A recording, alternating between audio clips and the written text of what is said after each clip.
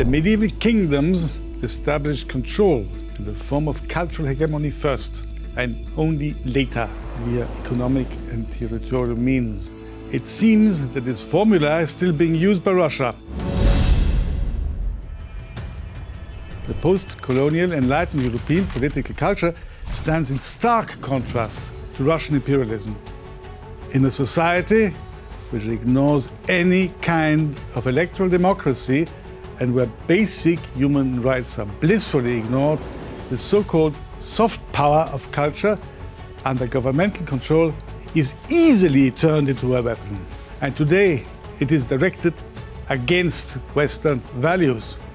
Today we will touch upon one of the most painful discussions of how and when Russian culture has become a sharp and cutting tool in the hybrid war against Europe and its values.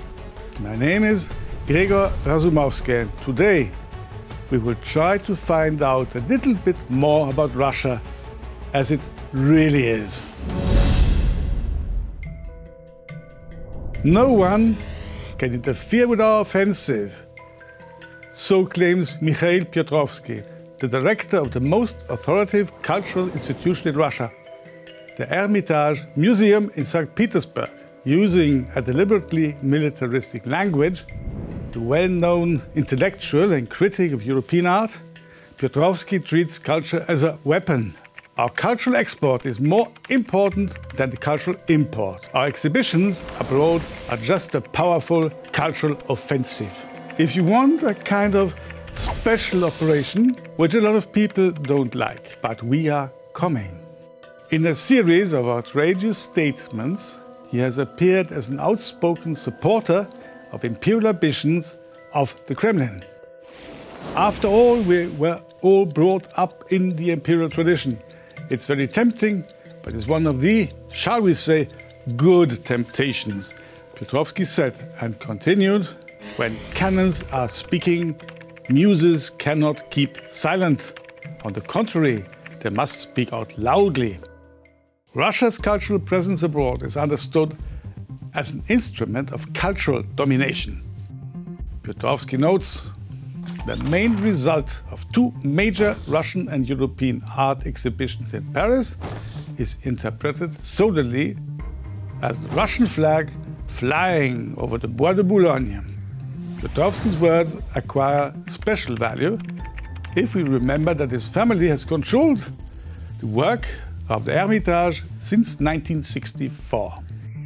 And Mikhail Piotrovsky himself is a close friend of Putin. Fully funded by the state and Russian oligarchs, the Hermitage has created a powerful network of international cultural institutions that number a dozen foundations and museums across Europe. Organizing numerous international exchange programs, exhibitions, collaborative programs, activities in Europe, the Hermitage proudly called itself a new generation of museum diplomacy. In an interview that Piotrovsky gave, a clear understanding of what kind of policy and what values were to be spread in Europe by the Hermitage that he heads. Over 4,000 historical and cultural monuments were stolen by Russia from the territory of the Ukrainian Crimea after its brutal annexation. 450 cultural monuments and objects were destroyed by the targeted shelling by Russian troops since February 2022. In the occupied territories, the Russians carry out unlawful archaeological excavations and rob the museum collections. Not only the paintings of Ivazovsky and Kuinji, the Scythian gold and manuscripts disappeared. A number of museum workers were accused and punished. Instead, it is not by chance that the Russians destroy and steal the monuments of the Ukrainian culture. For centuries, layers of history were washed away, creating the perfect environment for numerous manipulations. To quote from the UNESCO report, Russia uses such appropriation to implement its comprehensive long-term strategy to strengthen its historical, cultural, and religious dominance. The report notes that such policy has been realized step by step. To start with, artifacts are stolen. Then they are exhibited in Russia in accordance with curatorial narratives which are favorable to the Kremlin. At the same time, the President of France, Emmanuel Macron, officially claims that illegally seized African artifacts are to be returned. He also emphasizes the significance of deconstruction to remove, as he said, even a symbolic connection with the imperial past. In contrast, Russia retains the status and habits of a centripetal empire, aggressively asserting its right to appropriate and unilaterally dispose of the cultural and historical heritage of other peoples. A wide variety of think tanks and NGOs in Western and Central Europe helped the Russian state to successfully penetrate the social and political decision-maker circles in the West, often trying effectively to achieve dominance in discussions at various events at differing levels, infiltrating political parties and with great success, especially on the right-wing fringe of the political spectrum and subverting media. This is expressed by an expert survey carried out by the European Values think tank in Prague in July 2018. Russian soft power organizations such as Sotrudnичество, it's an agency for Russian compatriots living abroad, Ruski Mir Foundation, and the Gorchakov Fund created numerous research centers at European American universities. Among them, there are Dialogue of Civilizations Research Institute in Berlin, the Institute of Democracy and Cooperation in Paris, and the Center on Global Interest in Washington, D.C. All of them have close contacts with the Russian authorities and depend directly or indirectly on funding by Moscow. Some receive money from the Russian budget, others are generously sponsored by Kremlin-affiliated oligarchs. Millions of dollars were also spent on the work of the Kremlin's international PR platforms, such as the Valdai Discussion Club and the Dialogue for the Future conference, again by the Gorchakov Fund. The stated aim of all these platforms and analytical centers is to contribute to the global discussion on various issues. However, in fact, due to their effort, a conciliatory attitude towards Putin's regime is built, developed and promoted, as is documented in the research of the Institute of Modern Russia. The growing tension between Russia and the West has brought the problem to a new level. The need to involve non-governmental organizations in the promotion of state policy through formally independent, objective, unconnected and reliable socially influential individuals has phenomenally increased.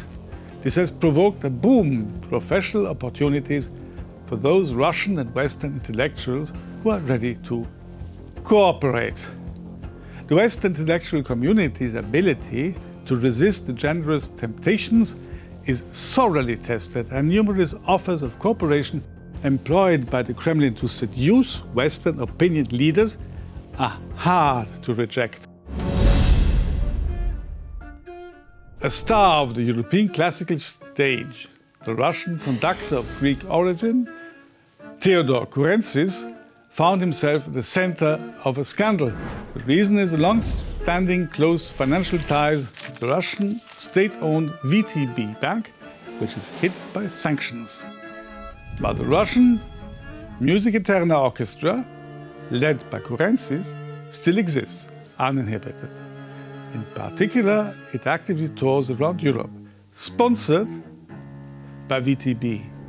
And the maestro himself became the face of the advertising campaign of the main Kremlin's bank in winter 2022.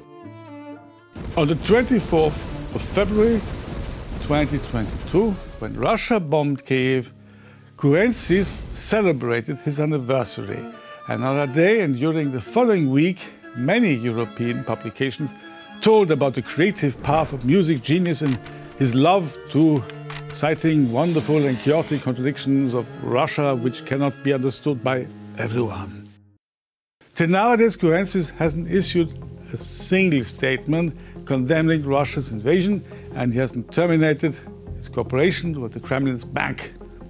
The SWR Symphony Orchestra in Stuttgart, Südwestdeutscher Rundfunk, also led by Kurrentzis, has announced that it will not extend the contract with the maestro after it will have expired at the end of 2024-2025. Besides, it has emphasized that nobody expects the conductor to make other statements or to refuse to perform in Russia.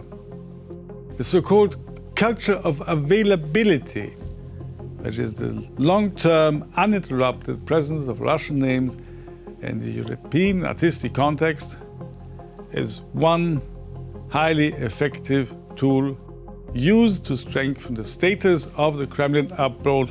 The presence of Russia is felt everywhere in the European art and culture world. And this cultural expansion is masterfully camouflaged with the slogan of being apolitical while being everything but that. There are 258 million Russian-speaking people in the world, but only 145 of them are citizens of Russia. At the same time, unlike other languages such as Chinese in Taiwan, German in Austria and Switzerland, French in Belgium, the Russian language doesn't have any dialects and is not used as an official language in any other country in the world but Russia. Russian is no longer a language of national minority abroad, but rather a political tool to exert influence in other countries. The doctrine of Russia declares that commanding Russian is an indisputable feature of a person's belonging to the Russian nation, despite actual nationality. Russia's aspiration to homogenize language and nationality is unheard of among states that employ other world languages for official or educational purposes, to quote an article of Bloomberg. However, the clash of political cultures is smoothly leveled by the systematic and generous financial support of numerous Russian-speaking activities in Europe, starting from the educational programs at schools and universities to quotes in Russian in hit songs or best-selling movies. This is YouTube channel, The Power of Reason. Always remember that our true power lies in rational thought and a clear mind when we're threatened with the daily flow of disinformation and the manipulation of news. So please do the reasonable thing and subscribe to our channel right now.